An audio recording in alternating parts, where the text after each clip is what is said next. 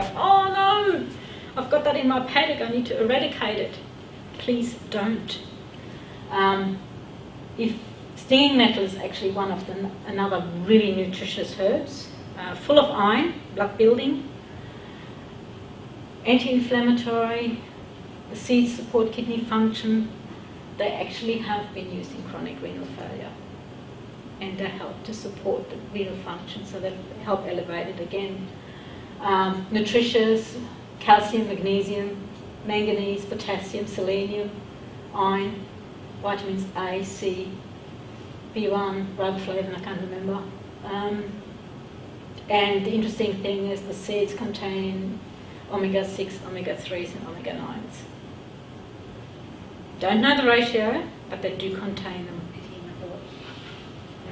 And everyone is about the omega-6s and the omega-3s, and you can't have these, but they have all of them in there.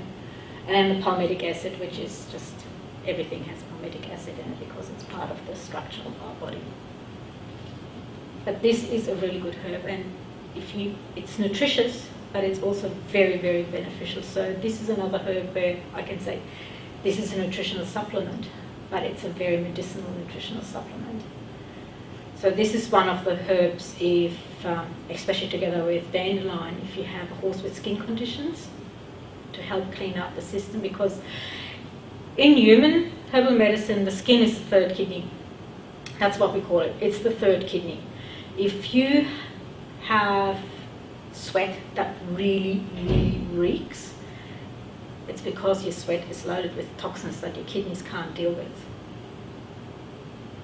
So if you have kidney failure, ever seen someone with really bad chronic renal failure getting into end stage, how they have that silvery shine? It's the urea coming out through the skin, and the skin becomes really itchy. There's horses out there that have Queensland itch, and I go, what is your horse eating? Oh, it has nothing to do with it, it's the colicoides, it's the colicoides. Well, it's not colicoides season. Why does your horse have Queensland itch? So, feeding stinging nettle and dandelion leaf may just be enough to help this horse get rid of the itch by supporting kidney and liver function. And that's from a nutritional point. Chamomile. Chamomile is one of those herbs that horse owners love to feed their horses because it calms them down, and they feed it by the handful.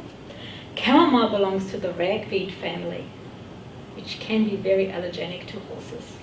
So again, if horses have an allergy reaction, is it usually an itch or something, and they're feeding chamomile, the first thing I would do was take chamomile out rather than going, oh, my horse has Queensland itch. Usually used to sedate the anxious horse. It's the essential oil, that's why I said you need to use caution with that, how to use it. Mildly sedative, antispasmodic, mildly anti-inflammatory. It's a really nice herb. I don't like it, personally, because we were fed chamomile tea every time we had a tummy ache. So I'm over it. But it does work, it calms you down. But it also can, if the horses eat too much of it, and because it is a ragweed, it can cause problems. Great as a wash and dermatitis, it soothes the skin. If you have a palomino, make a tea and rinse its tail and mane in it. Its blonde hair will go blonder if you wash it in chamomile water. Chamomile is one of the herbs that the Equestrian Australia is going no, because it is a calming herb, it works on the nervous system. So they're going, yeah, no, there's a stoping, you can't do that, you can't feed that herb. But what are they testing for if they do swab? It's the oil that is the part that is working on the herb. So how do they test for it? Up to the horse owner, but they need to be aware, and you need, as veterinarians, you need to be aware too that if you use alternative, that is a possibility that they swap. But ultimately, a very safe plant, ginger. great herb. It's not necessarily nutritious, but it tastes good. It does taste good. It makes foods taste better, but it's also now found to be anti-arthritic. It's a common food used for travel sickness, and horses benefit from that as well as travel sickness. Tablespoon of ground ginger 30 minutes before they go on the float. It can help. Anti-arthritic, but just because it's anti-arthritic shouldn't mean it should be fed to the horses, and here it comes in with the energies of herbs. Ginger is a hot herb. It brings the heat out. If you ever had a ginger tea, you know how you sweat afterwards. If you have arthritis that is made worse by heat, don't feed this as an anti-arthritic. Your horse will suffer big time. You want a herb that cools, that draws the heat away. So anything that is spicy is not, you don't want to use a counter irritant on these horses, and no. So this is not a herb for them. So if you read if some people on the internet read, yeah, ginger is a great anti-arthritic, and they feed it and their horse can't take it, they have a very sick horse on their hands. Do you ever use it for colic? It's one of my go-tos when Ginger? Ada rings me at 11 o'clock at night when you're walking around. Sorry. Yes, I do. Yeah. Ginger is one of them. Ginger is one of them. Just the old ginger beer if they've got anything. Except for all the sugar in there. Yeah. But I yes, worried about that at the time. ginger is one. I actually use them. I have ginger extract at home, and I use that. Actually, it's a 1 in 25, so it's a tincture I've got because it's too hot otherwise. Improves her. So really beneficial for the old horse, the one it's a bad doer, always seems to be cold, always seems to want a rug where you want to go and you need to rug it, you look cold. Stable confined horses because it helps to circulate the blood, bring the blood, move it.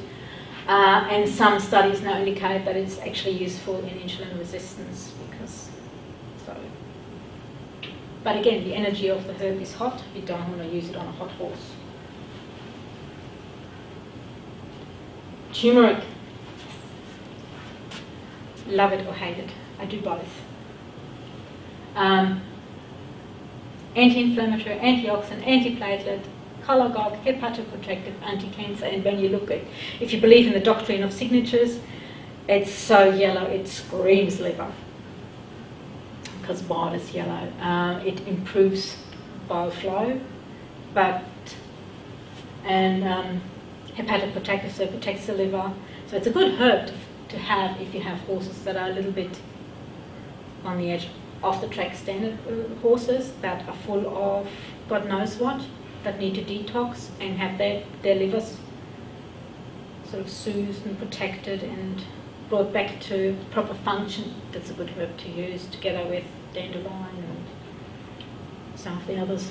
Dandelion, nettle, turmeric. Now in humans they say that the curcumin, which is the active part of it, is actually poorly absorbed into the system, so they say you need to take it with black pepper because the papain in there is the one that draws the curcumin in, but there's also studies that, and it's very poor, not mentioned very much, bromelain is another one, which is found in pineapple. And I know my horses love pineapple skins, so if I feed turmeric, I'll probably give them pineapple skins with it as well, and hey presto, they love it. They love it a lot better than black pepper. And black pepper is again something, if you have an arthritic horse that you can't feed hot herbs to, why would you want to give it black pepper? And absorption of curcumin has actually not been studied yet in horses. So we don't know whether they have the same problems than us humans. Even though we share the monogastric system, our digestive system works very different to a horse's digestive system. You know, if you would say to a human, you're a hindgut fermenter, they go, what? We're not. That's why our appendix is no longer. It's shriveled up and died. Adjunct to cancer treatments, I wouldn't use it just as a cancer treatment, but as an adjunct, definitely. It supports and it can get added to anti-arthritic. Turmeric, there's a lot on the internet about using turmeric. Golden paste, turmeric drinks, and so on. Great nutritional, but too much of a good thing is bad. Turmeric is actually irritant to the stomach. It belongs to the ginger family, so it works on the circulatory system as well. So again, if you have a really hot horse, I probably would not give that. If I have a horse that is known to have circulatory problems, I would be very cautious. If I have a horse that has gut problems, I would be cautious in how I give it. I would definitely not give pure turmeric to that horse without somehow putting adjuncts in there to protect the gut. I would not do it. But then you find on the internet, you find those, it's so safe, use it. It's, yeah, read it all.